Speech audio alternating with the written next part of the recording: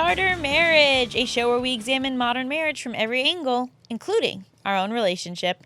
I'm Allison Raskin, a New York Times bestselling author, relationship coach, and mental health advocate who convinced my husband to do this show with me. And I'm John Blakesley, a writer, policy researcher, and for the month of October, I'm a totally different guy. Oh, no, why? I'm a totally different guy. This isn't going to come out in October. You know that, right? I am... We record these so ahead of time. Who even knows when this will come out? Well, look, So we're you'll be recording back- it in October. So you'll be back to yourself. By the time you're listening to this, I'm back to regular John. Right. But for the rest of the month, I'm playoff baseball John. Oh, right. Who is just... Unbearable. Doesn't really spend time with his wife or loved ones. Just is glued to playoff baseball. Well, when we first met, Yeah. we met in February, the pre-baseball season. Right. And then I had time then. come what, March? End of March? When Yeah, does end it of start? March, April. Yeah. Early. You said to me, I just want you to know I'm going to be different Different once guy. baseball season starts. Right. And I said to you, I've been training my whole life for this. Right. Because growing up, my father was a father half of the year. Right. And the other half of the year, he managed a fantasy baseball league. Exactly. But here's the difference, I think, between your dad and I. Tell me if it was any different. Is that my heart and soul Right. goes into these every pitch when the Yankees are playing in the postseason. And your dad really only cares about his fantasy team. He likes watching the Yankees. He likes watching these, but like I'm emotionally invested in the actual games. Well, he's emotionally invested in his fantasy team. Yeah. And so he's much more driven by who's on his team and how they're doing individually as players. Right. Whereas you're attached to the Yankees. Right. And so, because sometimes you've been his partner on this fantasy Yeah, I mean, I team. watch a lot of baseball. I love baseball in general as a sport, but I'm emotionally obsessed with, Right, but my so team. when you guys have a pitcher pitching against the Yankees, Right. my dad is rooting for the pitcher. Right. And you're rooting for the Yankees. Yes. And that's a huge difference between the two of you. Yes. It depends. There was the one year where we were going to win the league and the Yankees didn't make the playoffs that year. Whatever. Fine. They're terrible. I just want to, I'm not going to root against the Yankees, but I'm fine that I'm winning the league, But any other year, I'm for the real people who are actually playing the game and the team that I followed for most of my life. It really lucked out for you that as someone who really knows almost nothing about sports, the two sports I know things about are baseball and tennis. Unbelievable. That was so lucky for you. Unbelievable. Right. It's a rare thing that it's your two favorite sports are baseball and tennis. And then you marry someone who was a 4-year varsity tennis player and grew up indoctrinated with baseball, whether she liked it or not. Makes you think about fate. All right. Well, we have an envious episode for you today because we're going to be talking all about jealousy in our relationship, but not necessarily with other people, No. but towards each other. Right. Being jealous of your your spouse's accomplishments. And just their life and who they are. I put a lot of thought into this one. Great. I got a lot of gripes to grind. Really? You have gripes to grind. It sounds like a Cockney guy who's making wine. Oh, I got gripes to grind. We're going to turn into wine. That's a really good phrase, and people should use it. Gripes to grind? It sounds fun. It's an axe fun to grind. Say. It's an axe to grind. Oh, you're right. It's not a phrase. You made it up. Phrases have to be made up at some point. They also have to make sense. Gripes to grind. I got gripes, and I'm grinding them. How does one grind a gripe? Because I'm just really, I'm chiseling into it. I'm talking about it. I'm making a meal of it. All right, now I got some gripes to grind. It's fun to say. Oh, It really is. But before we get into all of that and all of our gripes to grind, we have to do everyone's favorite segment of the show, Marriage Moment TM. Oh, wee. Was that right? yeah, that's okay. Yeah, it was kind of cool. Yeah. It felt like a little sci-fi, a little like the prequel Star Wars movies. Oh, no one liked those. Yeah. So my marriage moment is, again, something that's been recurring, which is like a ritual we have, right? So not just one moment, but something we do. Right. Which is that often I'll be working out while you are getting your breakfast ready. Right. And you will make yourself coffee, but you will also make me tea from the same kettle. Yeah. And I have no idea how this started. But once you pour the water into my teacup, like, you shout, "Tea's a brewin'." Tea's a brewin'. And then I call in response and go, "Tea's a brewin'." Yeah. I don't say thank you. No. Or confirmed. It's like you shout, "Tea's a brewin'," and then I have to repeat it back. Yes. And sometimes there's like a little hint of desperation in your voice. Tea's a brewin'. Yeah, it's never said straight. Never said straight. Tea's a brewin'. Yeah. And it's nice because, one, it's so fun to have a fun call and response ritual. Right. And two, it's really nice to have someone that makes tea for you. Right. Yeah, so that's a lovely part of the morning I look forward to. And when I was pregnant, I am pregnant, because this is October. Right. No matter when you're listening to this. I couldn't drink hot tea for a long time. It just it didn't appeal to me. Right. And so there were a few months there where tea was not a brewin'. I haven't said tea's a brewin' in a while. Like, this week was the first time in months that tea's been a brewin'. And it was really nice to have it back. Yeah, it was good to have it back. Yeah. Like an old friend. Mm-hmm. My marriage moment. Mm-hmm. Can't believe we haven't done this one yet. But maybe a couple months ago, we're down in SoCal. We're always in SoCal. Well, we're down in Orange County. Okay. And we've been there all day shopping. We decided we want to go get food. We want to go to a Greek restaurant. We love Greek food. Love Greek food, but the dogs are with us. Right. So you got to call the restaurant and make sure that they have outdoor seating, that they can accommodate the situation. So I say, "Yeah, honey, could you give them a call?" She says, "No problem." She gets on the phone and they answer. They say, "Hello." And she goes, "Hello, do you seat dogs?" And the guy was like, "Do you seat dogs?" Finally, it comes out that he thought that Allison was wondering if the dogs could sit down at the restaurant by themselves. And then he was like, "We have a patio, if that's what you mean." And she's like, "Yeah, that's great." And then when she hung up, I was like, "Honey, that's not how you say that. You say, are dogs allowed at the restaurant? Yeah. Do you have an outdoor area for dogs? Can we bring our dogs?" Right. Not, "Do you seat dogs?" Be like, "All right, great. They'll be by in 15 minutes. You'll know who they are because they're dogs." They'll have cash strapped to their harnesses to pay for their meal. Yeah, we're gonna put $40 in ones on the back of their little backs. You just take what you need and send them on their way. I feel like "Do You Seat Dogs" would be a great children's book. Do you seat dogs? It's just a couple of dogs going around to different restaurants trying to get in. So when we got there, we checked in, he saw the dogs, and he just started laughing. He said, "Yeah, are you Allison?" Yeah.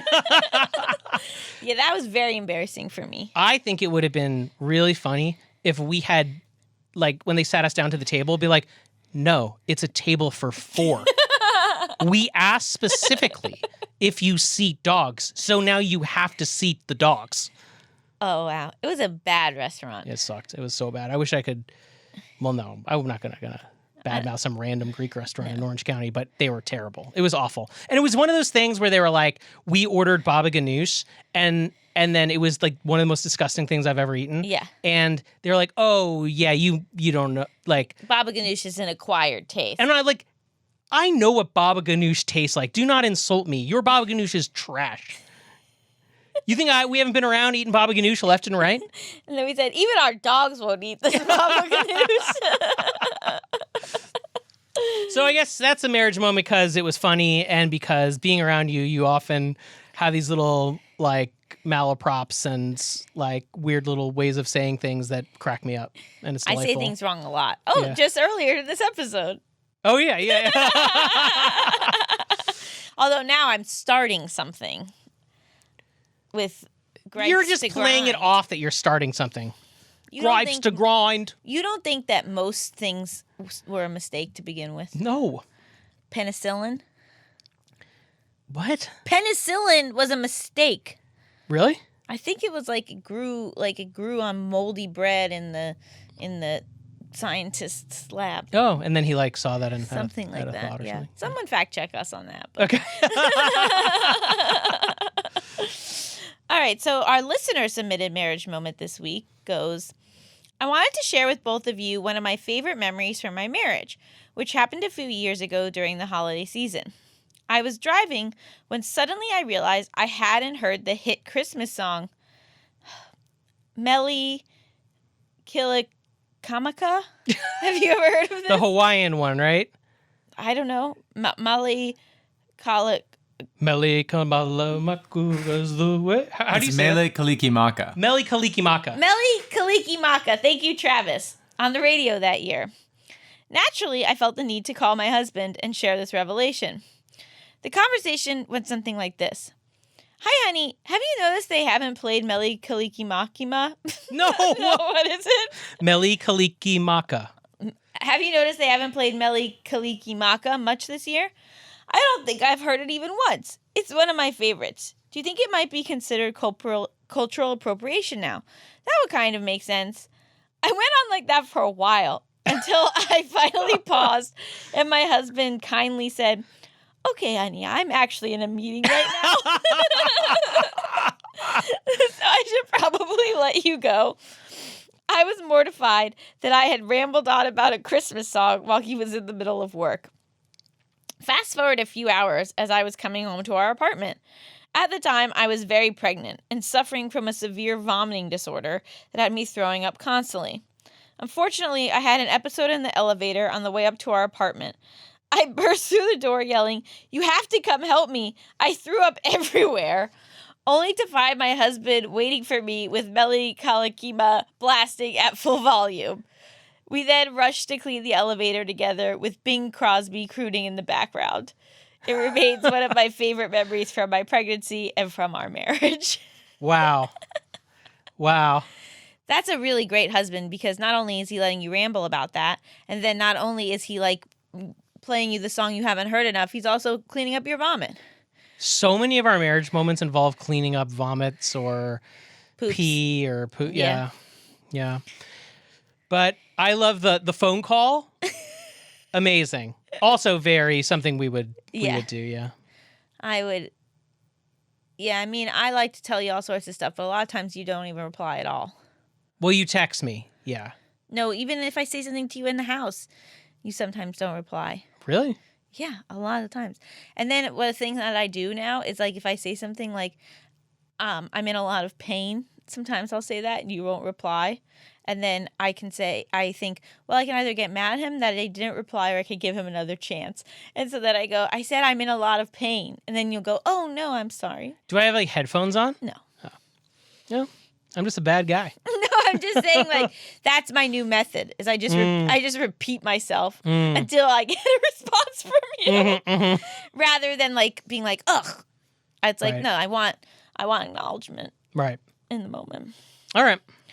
How do you say the song? Meli Kalikimaka. I've never heard this in my life. Yes, you have. It's on every year. Not this year that this story happened. Okay. To say Merry Christmas to you. You don't know that song? No. All right, well, we're going to play it and only that song on the ride home. The hour drive home. Please, no, I'll take We're just listening to Meli I'll take an Kalikimaka. Uber.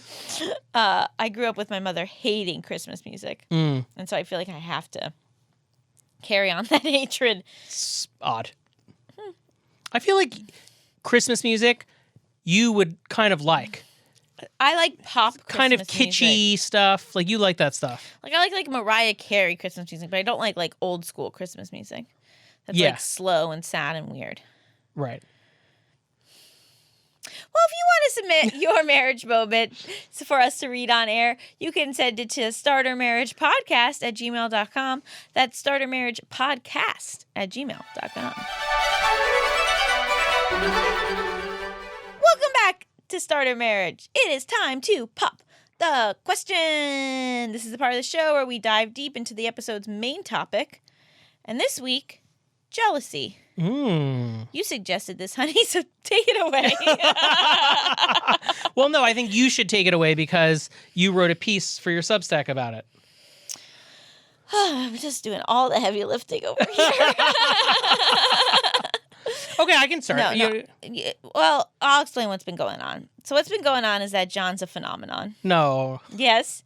You launched your incredible Substack, Wrong Man for the Job, about 5 weeks ago? Mm-hmm. And it is so well written and poignant and brilliant, and people immediately responded to it. You had meteoric success.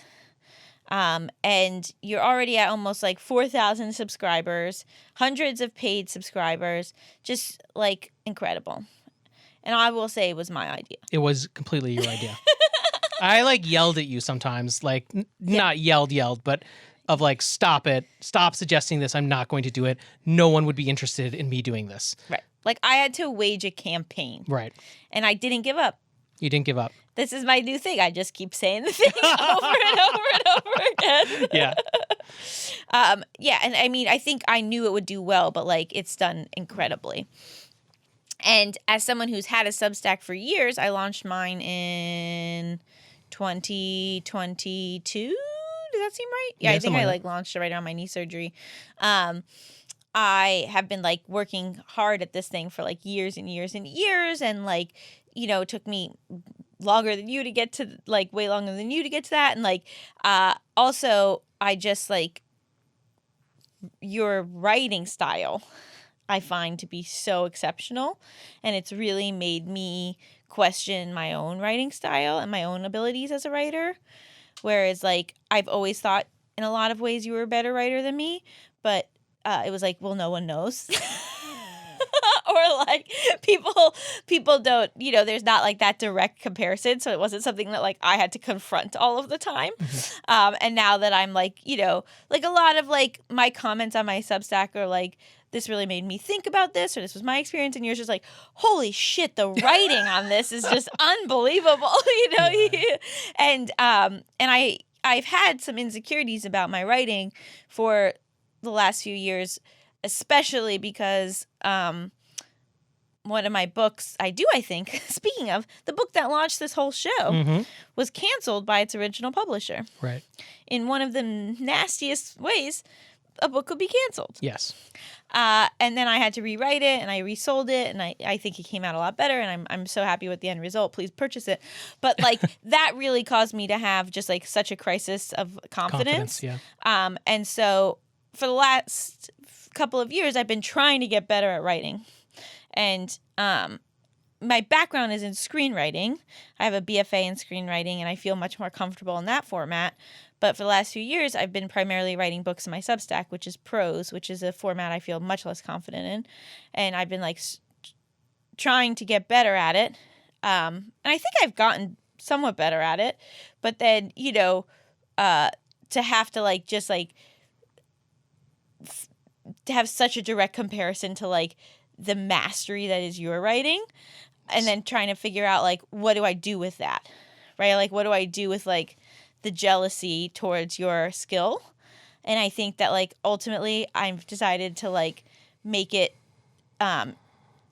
ultimately I've decided to let it fuel me to get better, to like continue to work on this skill and not like accept that like where I am right now is like where I'll always be, and to like perhaps challenge myself in new ways and what I think I'm capable of writing. But it is this interesting, unsettling thing to like be jealous of your partner, right, which I feel like is something we're taught we should never feel. But like we're human and we're in the same career, and like how could you not? Yeah, how could you not feel some feelings? I mean, let's address, I guess, my side of it first, and then we can get into the ways that I've felt it towards you, I suppose.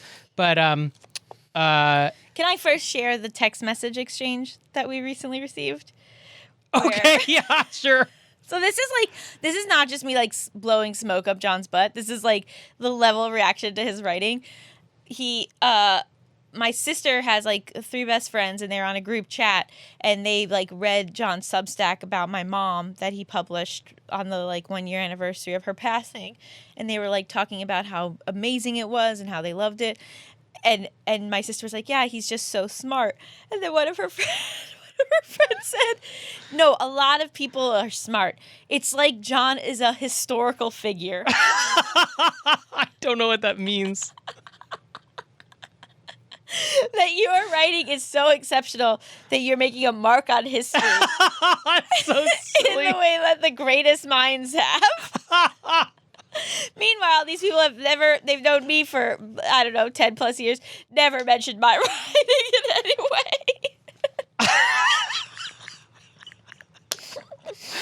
Wow. So that's actually should be your intro from now on. Hi, I'm John Blakeslee. Hi, I'm John Blakeslee. I'm a writer, policy analysis, policy researcher, and historical figure. I'm going to start like wearing a top hat and suspenders and only take sepia-toned photographs. Well, I'm very blown away by that response. This is not a response that I was expecting. The most common note that I had received on my writing for the past 10 years was just not really connected to it, or just not really excited about bringing it out to Because I buyers. think screenplays are such a different beast. Like you were never able to fully show your unique skill set in a screenplay format. I guess so. And also because like a lot of like what you wrote, like that were such clever turns of phrase, are in action lines. Yeah. And people skim those. Yeah. Like the reading of a screenplay is such a different experience than the reading of prose. Right. And so, yeah. And so I've been blown away. I was blown away. I genuinely, like, I said that to Gabe the other day, and Gabe was like, looked at me like, you really thought no one was going to read this? And like, truly, I thought no one was going to read this. Well, you knew my dad would. I knew that was like your family I knew was going to read it. I'm like writing all this personal stuff, and they're going to be like, he's lost it. Your Substack's still like 3 times the size of mine, and like you're a New York Times bestselling author. And I mean, for years, my insecurity was like, our son will, well, I didn't know it was our son, but like we have kids, like they're going to see in our house, there's just like, it's like filled with your books. And like what? Well, I wanted it to be more filled, and you said I could only have one shelf.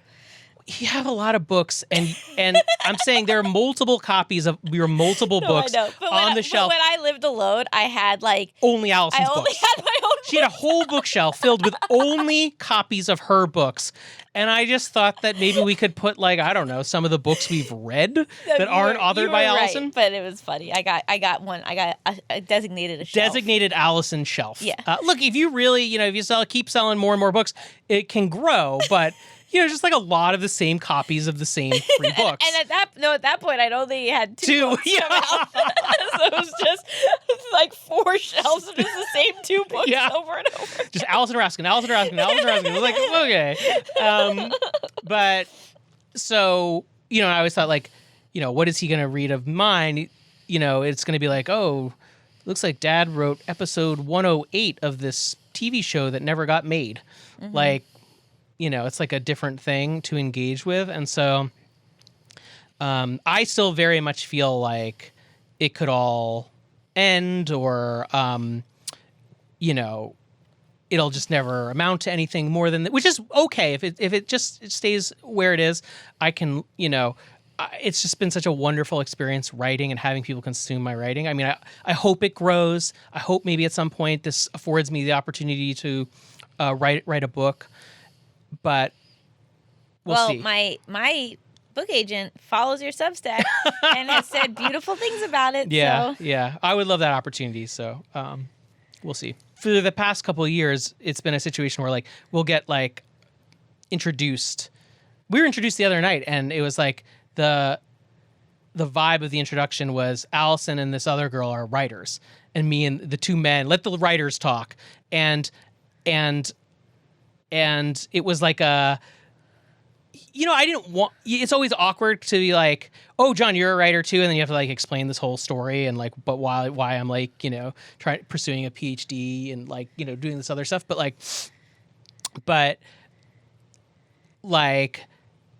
it definitely, it's just like a small cut that I'm not upset over anyone was, but I'm jealous that I can't be a part of this club, right? And now it feels like maybe I can be a part of the club again. But that's something I've been jealous of. But how did you handle it? Just pushed it down. Till it Every turned. night you cut a little bit of my hair off. Yeah. I don't think I handled it well. Like, for the past couple of years, I think I went into like depression and like my identity was like lost. But I never wished that your book didn't sell or that like wished you didn't do well. That I never like rooted against you. I think that the trickier balance in like a creative relationship like ours was that when you'd ask me for notes, like especially in the beginning of our relationship, sometimes I would have like a lot of notes, but it's like for my taste in something. And like, I remember one time I gave you a bunch of notes and you like were immediately pushing back on all of them. And I was like, oh, like this is not what, like she doesn't want this type of note. Like she wants like a different type of note, and her writing is different than yours and her taste is different than yours. And so you need to like adjust your notes to that. Because me, like the notes on my own work is like crazy. And then like the notes that I give on Josh's work or some of my other creative collaborators that I've worked with, like it's like line by line and like a lot of like very tiny things that like a lot of people don't say are not important. And I think they're all important because I have some sort of sickness in my head about it. But that was like a tricky dynamic. But I feel like in the years since, like you've become, I feel like I take your notes now. Now you do. And now you do. And now, like your most recent novel, that hasn't been published yet, but it's Allison's best work. It's unbelievable. It's phenomenal work. Really? And yeah, totally. And it's your best work ever. But you were just like taking all my notes and like really open to it. And so I don't know how maybe that's not jealousy. Maybe I've gotten off topic, but well, I think that's the influence, right? It's like you can be threatened by your partner having the skill set, or you can learn from that skill set. Yeah, exactly. Yeah. And I'm trying to be very much of the mindset of like, what a gift to be married to such an incredible writer, so that like not just that I get to read your work and support you, but also that like you get to make me better. Right. And so I guess like my point is like I feel like you've really taken that and harnessed it and used it for good. I'm not really sure if I've like used my envy or whatever for good. Like, I don't know, maybe there's like a way that I could or something, but I think maybe it has helped me push outside my boundaries, like doing this show, like is not something I think I would have done on my own, because I would have been like, who's going to listen to me? But if it's like, oh, well, they want to listen to Allison talk, right? And so this is for Allison and like Allison's fans, and I'll just like come along for the ride. But then, so I think like things like that, or even starting the Substack in the first place, like I think we both know I would not have done by myself. I'd be like, where do I even begin? And also like, I think just to like throw a little cold water on this success, like it also wouldn't have had this success that it had, I don't think, if we didn't have this podcast and you didn't have the fan base that you have. And like, so like, it has to be contextualized a little bit. Like I didn't just like start from nothing. Like there were eyeballs there because of you. And so like my success is very much like tied to your success. Like I wonder what it would have been like if I was just like writing into the void, and like if anyone would have read what I had to say, and what the reception would have been like then. But yeah, I mean, I think that like something I've tried to help you with is understand that there's like more avenues in screenwriting. Right. And that was something you were like very resistant to for a very long time. But like that you can scratch that creative itch like through podcasting, through Substack, like through other means. Even like the silly sketches sometimes we do on my TikTok, right? That like you don't have to be bound to this one really strict medium. Right. to like be a writer. Yeah. Yeah, for sure. For sure. So no, it's been totally gratifying. And I remember at one point, like you said that it, back when like you were making the decision to not be a writer full time and to go back to school, like that it would be easier if I wasn't a writer. yeah. And I think that like that's such an interesting component of all of this, and I very much felt that, and I think that that was like a reason why I felt so uncomfortable having to be like, hey, like we need more income. Yeah, Because like if I was like at a 9-to-5 job that I hated but was like making a good salary, like it's a lot easier to be like, hey, you have to do this thing I'm already doing for us. Right. But that I was like getting to continue to do what I love and like and then ask that of you. But but also I've diversified, like I love coaching, but coaching isn't writing. Right. Yeah. No, definitely. Because like I think I probably have a little twinge of envy when you do like book readings. I'm proud of you mostly, but like it's very cool. And sometimes I'll hear you be like disappointed by like the crowd turnout or this or that, or like what the sales data about this book or that book is. And I'm always just like, you have a published book. Like, oh my God, like you have a hardcover book that has your name on it. That's like incredibly cool to me. So it's always where you're sitting. I'm sure like if I got that opportunity, I would be the same way, but I know I would be the same way. As we're seeing with how you're handling Substack. Yeah. Where like you lose one follower and you're like, I'm going to track them down. I'm going to figure out why they stopped. Yes, I'm joking, but yes, I had my first unsubscribe from it, and I was like, there's like a lot of churn month to month, and I was like, you can see who unsubscribes. So I wanted to be like, I have their email. I could just email them and be like, hey, like, why did you unsubscribe? Like, let's talk it out. Like, I can change what I'm doing. But I think something I've been jealous of you on and off throughout our relationship is that you've had breaks from work.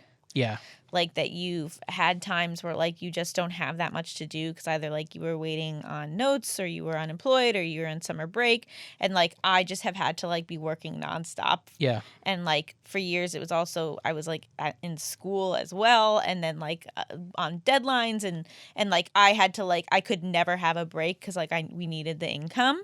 And I've had like a lot of jealousy around like your like that you've had like more freedom in your schedule. yeah. That makes sense. Well, your schedule is not like sane. And so, yeah, I mean, especially the breaks were great when I was like selling things and like working, because I had like this big lump of money that had been given to me, and like there were no expectations of what I was supposed to be doing. And so then I could like do other things. The breaks were not as easy when we really needed the money and I wanted to be working, but they're breaks, but they're not like, it's not really a break because you feel like you're worthless and dead weight all the time. But yeah, I mean, the breaks when I was like waiting back for notes from the network, like those were awesome. Like take another week. I want to like play more tennis, And like you just got a summer vacation. I mean, you were still yeah, busy. You were still busy during it, but like it was very different than what you have now. Yeah. Like the load was just significantly less, and like I'm just like often just like, oh, how that would be so nice. Right. Yeah. I would say another thing that I've been jealous of you is your relationship with your family. Why?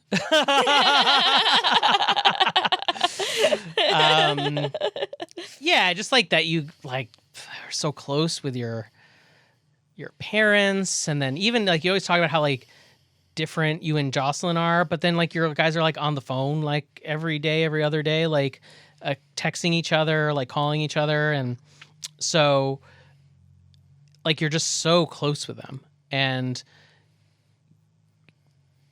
the fact that you have nieces, I mean, now I have nieces too, but it was a little different there for a little bit. Sort of like they might maybe prefer me. Yeah. But yeah, I mean, yes, I was completely envious, I suppose. Like Is there a difference between envy and jealousy, or are they basically I synonyms? think so, but I can't remember what they are. Yeah, like I never wanted you not to have these things. It was just like, oh, I wish I had that too. I think that was something I was like hyper aware of, in our relationship, and also like this idea that like, I think a lot of people like hearing that would be like, well, now they're his family, right? Like now he gets that too. And I always tried to be like cognizant of like, but it's not the same. It's not the same. Yeah. And like they can fill a wonderful role for you, and like they can be really additive to your life, but it's not the same than if like you had that with your family of origin since you were a child. Yes. And so I tried to be like aware of that rather than just being like, why does it bother you? Now you have them. It's like, it's not the same thing. And I think, like something I had to get, like one of the things is like, yeah, like you're not going to want to spend the amount of time with my family that I want to spend with my family. Right. Like, you don't want to like, when my mom was alive, like you don't want to live in the same house as my parents. Right. Whereas like that would have been cool for me. And honestly, in this like really sick, weird way, now that my mom is dead, I'm like, oh, well, now we're even. What? Not that we're even, but like this part of my life that was so perfect and special and like just like nothing's perfect, but like was as aspirational as possible. Like the relationship that I had with my parents was like anyone would be so lucky. Right.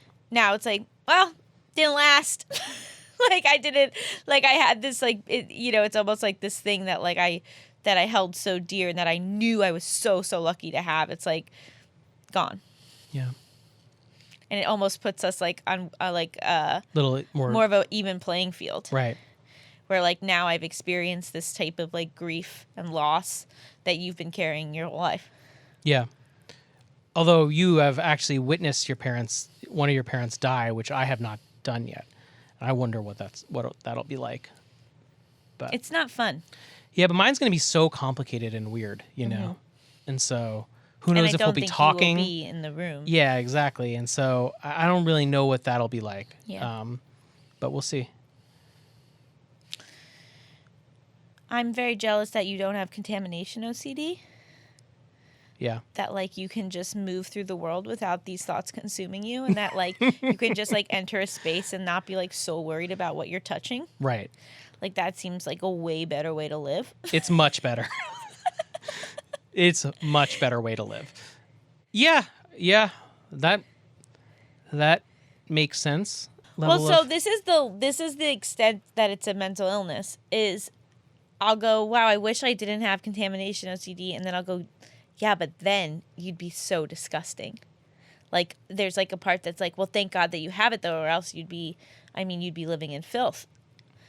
It's not true. And that's, like, how attached it is, where it's, like, like, I don't want it, but it's also, like, well, also thank God I have it, or else, you see the way people walk around and they're touching stuff, and, oh, my God, that's really bad. Like, at least I'm clean, Right, yeah. Like, it won't even let me not want it. That's, like, how like ingrained the mental illness is. But I think like I definitely like I'm like the times when like I'm like having a contaminated day, even like today where like I know I'm gonna shower later and like I just like don't overthink what I'm doing and touching, it's like, oh my God, this is just so much easier. Yeah. Like, oh wow, I'm just like, if like sometimes when I'm traveling and I don't like, I'm not gonna go to my house, so I don't have to like, it's like, well, people just live like this? It, like, really blows me away. Right. And it seems so nice. Yeah, it's way better. And you get to do that every day. Yes. I mean, you're disgusting. Who knows what you're covered in? Yeah. But, like, it's like a sort of, like, it's almost like, I imagine, if you have, like, a chronic, like, knee pain, right? Like, like every step you have knee pain.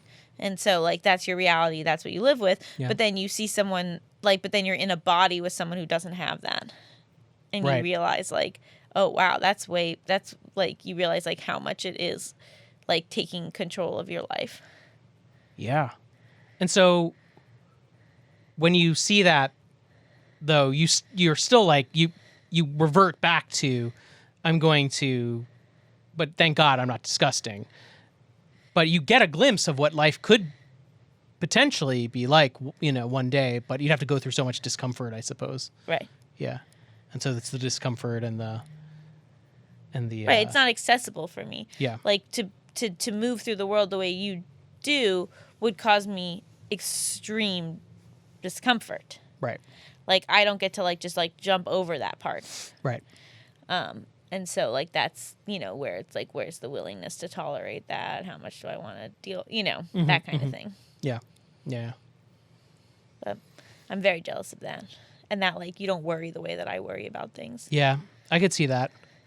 Like that, like we're going for a trip and like you haven't packed or like thought about anything, and I've been like consumed with like thoughts around how to do this for like ages. Yeah, it's wild to me how you like think about what you're packing like a week beforehand and making packing plans, and I'm just kind of like, oh yeah, just some underwear, some socks. I guess I'll take this shirt.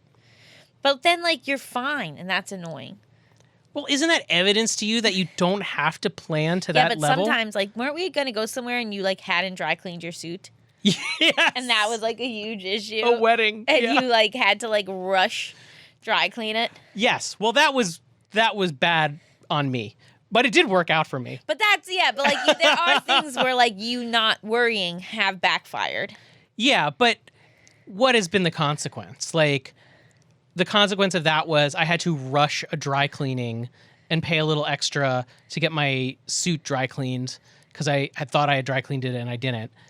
But like, that's like a 1% of the time occurrence, and it also worked out fine.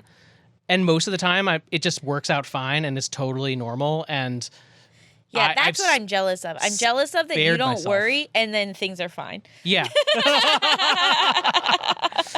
Yeah, well, like, it's just like a way better way to, especially for like something like that where it's just like the stakes are not that big. Like for our wedding, like I was like double checking every little thing to make sure, because the stakes were like a lot higher if I like showed up and I like forgot my tie or something like that. But like if we're just like going on like a week-long trip somewhere and like I forget like my socks or something, I just like, all right, let's like go buy socks in New York or wherever we're going. Like, I can just buy socks there. It's like, you can't buy a whole new suit though. That's true. Well, yes, you can. Yeah, you can. Actually, I did forget a belt once when I was like in Boston for a wedding, I think, and I had forgotten to bring a belt with my dress slacks, but like I was in Boston, so I just like went to the department store and I bought my belt. Wow. To be John Blake. Sometimes, okay, can I say that sometimes I'm jealous of your OCD? Really? In the sense that, like, you exercise every single morning. Well, not since I've been pregnant, but... Okay, but for all intents and purposes, you're working out at least 5 days a week. Well, lately it's been 3. Can we just cut ourselves a little... Can you agree that you yes, I can keep work out on a very consistent basis? Yes. Okay. And I believe that is because your OCD says, and you'll often say things like, it still counts if I did 20 minutes, right? It still counts if I just did 25 minutes, I did half an hour, and it wasn't that hard, but it's like you're sweating, and it's like if I had just met you, I'd almost take it as a slight, like you're working out. What do you mean work out for half an hour? I haven't worked out in a week. Like, yeah, of course it counts. But part of you doing that and part of you being so productive is because there's this like imperative to do it, that if you don't do it, like, and the working out stuff, like you do it for your mental health as much as anything else. And I just don't have that. Like, I like it when I'm in a routine and I like to do my routine. But once I'm out of my routine or my routine gets broken, I don't have like an imperative that like I have to do this today, even if I don't want to. And like that just like messes me up. Well, right. It's like, I mean, even what you just witnessed of me being like, no, it's only 3 times, and I feel really guilty about it. Yeah. Sometimes it's only 20 minutes instead of 30 minutes. Like, yeah, like it is an OCD like obsession that I feel like if I don't work out when I'm supposed to, then I'm a bad person. Yeah, you'll say this to me sometimes, like, I only worked 4 hours today on the book. That doesn't make me a bad person, right? And I'm like, what? What are you talking about? Like, yeah, I mean, I think a lot of like my willpower is just mental illness in disguise. mm-hmm. Right? It's like the discomfort that comes with not doing the thing is so high that I would rather just do the thing. Right. Even though I don't want to. Right. Right. So like I wish I had a little bit of that sometimes. A little more crazy. I wish I had a little more crazy where I could really, because sometimes I feel like when I do get into a good workout routine, the way it starts is I almost have to like gin myself up into a type of mental illness where I become like kind of obsessed about it and like, and then I can taper that off once the routine is set. But without that, it's like very hard for me to just like casually slip into it. And so there's like this psychic cost for me to start back up again. Where my journey has been like being okay that I'm not as consistent. Right. Especially as I'm pregnant and being okay with like, yeah, today I'm going to take this off or I'm going to do this easier. It's like, or that like, oh, I didn't do it first thing in the morning. It's okay if I do it later in the day and it's not as tough. Like, that's like, I'm like having to work hard to go like the other way. Right. Right. But yeah, I mean, that's the flip side, right? Like a lot of people with OCD do get a lot done. Yeah. Oh, I'm also really jealous of how you can just like eat food and then just not finish it and it's in front of you. I can't do that. Like if it's like, it's really takes a lot for me to be like, I'm done and full and I don't need to finish what's in front of me. Like if there's like share stuff for the table or like I don't have to keep eating this. I'm so jealous that you like healthy food. Yeah. Like you have such a wider palate than me. You like everything. And that's like, if there's like one thing I could change about myself, it would probably be that. Yeah. Yeah. And but that's why I'm good at like, if I can just like make sure there's only healthy food in front of me, if I just like keep eating that and picking at it, then I'm fine. But the problem is like when you go out to eat, when you're with like other people, they want to get fun stuff, and then I can't stop myself. I mean, I can if I'm really being good, but it takes a mental cost of resisting that I feel like you kind of just put down casually, and it's not the same level of craving maybe. Oh no, I mean I really want I don't want to talk about food as like good or bad, but I definitely like crave food, and I feel like I eat things that like are of no nutritional value to me, but are just because like I want the taste. Yeah. Even if I'm not hungry. So I definitely do that. Like last night I got you some Cheetos, and those things are amazing. They're incredible. Big Cheetos. Oh my God. And I was going to put them away, and then I was like watching baseball, and I put them down, and then I saw that there weren't that many left, and I was like, I'll have one. Then I ate the rest of the bag. It's like I can't help myself if it's in front of me, but I would have never eaten those Cheetos if I hadn't gotten them out of the thing. And so it's just like, but I would have never been able to not have some Cheetos. Like right. That's where we're very different. That's where we're not great for each other. Because I can 1,000% resist the Cheeto bag when we're at the grocery store, but when it's right in front of me, I have to eat it. And I have to get all the bags. And it ultimately doesn't give me much joy. It's like, it's not like I'm like, oh, that was fun and that was great. It's like instead I get all this like bad, like I feel bad about it and I feel gross in my body and like. Well, I think part of that is just another thing to work on. It's like, that like sometimes it's okay for food just to be enjoyable. Yeah. And to not have like the guilt and the shame around it. Right. But life's a long journey. Right. And we're all fucked up from a lot of societal messaging. Right. But oh man, like if I liked vegetables the way you liked vegetables, I love vegetables. I'd be flying high. Like that's the funny thing is like I still eat meat or like way less than I used to, but I still eat meat. But I feel like I could be a vegan, like yeah, because you have such a wide palate. Because I like so many things. Whereas like you, I feel like you'd want your values are more. I would love to be a vegan, super aligned with that, but like your palate is not. Really I wouldn't aligned eat. with it. I don't even know what I would eat. It'd be hard for me to give up seafood. I'll admit that, but like, what would I even eat? I just eat like beans, tofu, greens, whole foods. Like I Fruits, could eat vegetables, I could nuts. be like Steve Jobs and just eat fruit, but then you stink. Now we're back to the OCD. Yeah.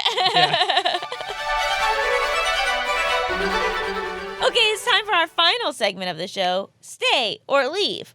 This is a hypothetical show where I present you with something I might do in the future in our marriage, and you decide if you would stay or leave me, because marriage is a choice, not a trap. Is it a hypothetical show or a show about hypotheticals? Oh, no. Oh, no, you married someone so pedantic. Oh, I'm not jealous of that. Without telling you, I write an essay for your Substack to see if it will do as well as your essays normally do. I explained that it was a creative exercise to get to write in your voice and see if anyone would notice. The essay loses you 1,000 subscribers overnight. Would you stay or leave? What did you write about? I wrote about like your opinion on sports. But what you think my opinion on sports are? Just sports in general, or? But then also sort of, like masculinity and being macho. And I just made up a lot of wild stories where you don't look good. I see. And I lose 1,000. Yeah. I don't always think I look good in my own work, so that might be okay. But sorry. What I wrote about is what it's like to be blonde. What it's like to be blonde? Yeah. And it was like, what, problematic or like it just Nazi-esque? it didn't connect with people. Or it did connect with Nazis. Yeah.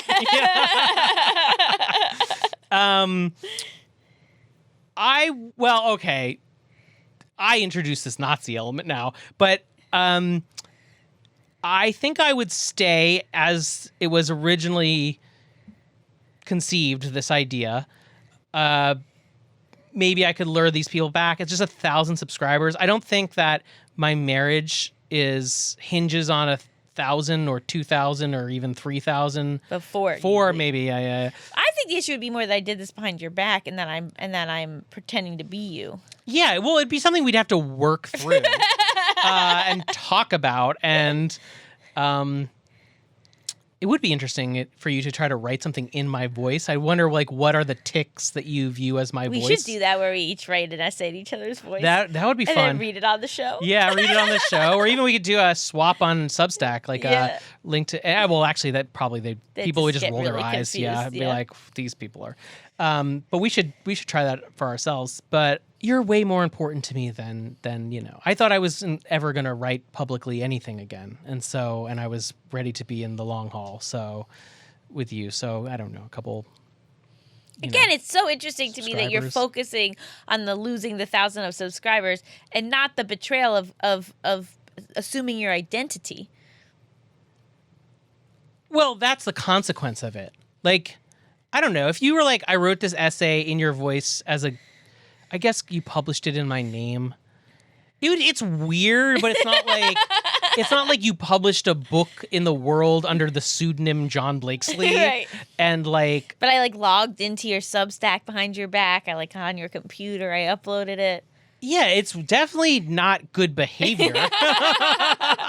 But I'm just saying, like, would it end our marriage? Like, I think I would be more upset if you cheated or something. And even that, we're saying like a one-time thing probably wouldn't end our marriage. So like a one-time Substack betrayal. I'm doing it every week. Yeah, if you were like every week, one extra essay has to come out that I write and you have to claim as yours. And I'm going to write about wild and crazy stuff, and it's important to me. Then that's different. You're like imposing some kind of continuing thing on me. But no, this one-time thing, I'm okay.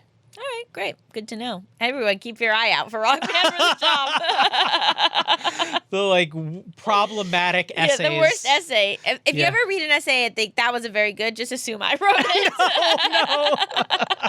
That's not true. That's not true, by the way. I mean, I really appreciate all the things that you said, but we just have different voices and different things we're trying to accomplish.